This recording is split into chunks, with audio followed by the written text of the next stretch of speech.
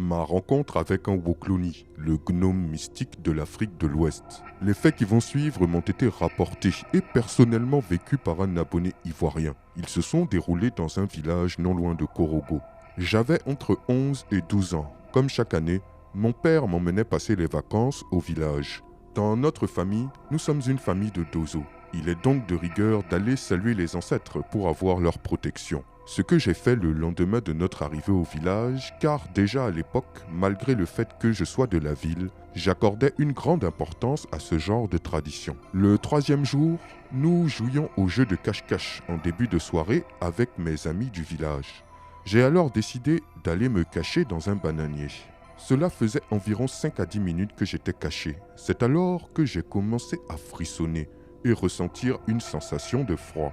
Bizarrement, je sentais comme une présence. Je me suis retourné pour regarder en bas du bananier derrière moi. C'est alors que je vis ce fameux petit homme que l'on appelle Gomonkuruni ou encore Wokloni. Il avait la taille d'un bébé de 6 mois, mais le visage d'un homme âgé. Il avait aussi des pieds très étranges. Ses orteils étaient à la place de ses talons et ses talons à la place de ses orteils. Il se tenait debout et commençait à me fixer intensément, mais je n'arrivais pas à bien discerner son visage. C'est alors que je me suis retrouvé comme paralysé. Mes amis m'appelaient car le jeu de cache-cache était fini, mais j'étais le seul que l'on n'avait pas trouvé. Je les entendais, mais impossible de parler pour leur répondre. Cela faisait plus de 10 minutes que j'étais sous l'hypnose du Wokloni. Je suais à grosses gouttes.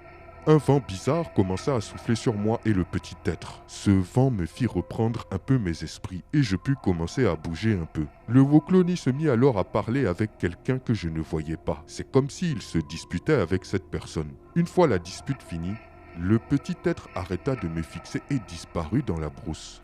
Je pus alors retrouver la totalité de mes capacités physiques et descendre du bananier. Mes amis me virent arriver et me demandaient où j'étais passé. Un peu sonné par ce qui venait de m'arriver, je leur dis juste que j'étais vers le bananier et je suis rentré chez moi. Arrivé devant l'entrée de la cour familiale, il y avait un oncle qui était là et qui me dit de le suivre automatiquement, comme s'il m'attendait. Nous sommes allés alors dans notre cour sacrée, là où sont gardés les fétiches. Mon oncle a commencé à me laver avec un savon qui ne sentait vraiment pas bon. Ensuite, il me fit rentrer dans une des cases sacrées et me dit qu'il y avait quelque chose d'étrange qui m'était arrivé. Je lui répondis que oui, et je lui ai alors raconté toute l'histoire. Ce dernier me dit que le vent qui avait soufflé sur moi et m'avait sorti de ma paralysie était en fait un de mes ancêtres qui est venu me sauver de l'emprise du Wokloni. Et que si j'étais resté plus longtemps sous l'emprise du petit être, je serais sans doute mort, devenu fou ou porté disparu.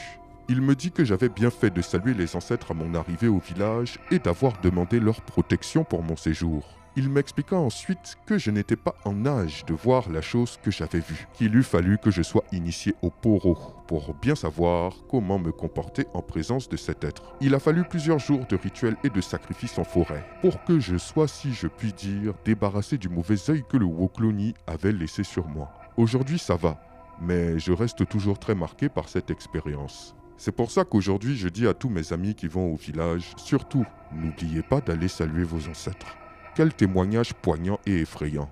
Dites-moi ce que vous en pensez dans les commentaires. N'hésitez pas à rejoindre mon groupe WhatsApp en cliquant sur le lien dans ma bio. J'y partage toutes mes dernières vidéos et vous pouvez y laisser aussi vos témoignages mystiques. Merci et à très bientôt pour une nouvelle vidéo. C'était Takashiche.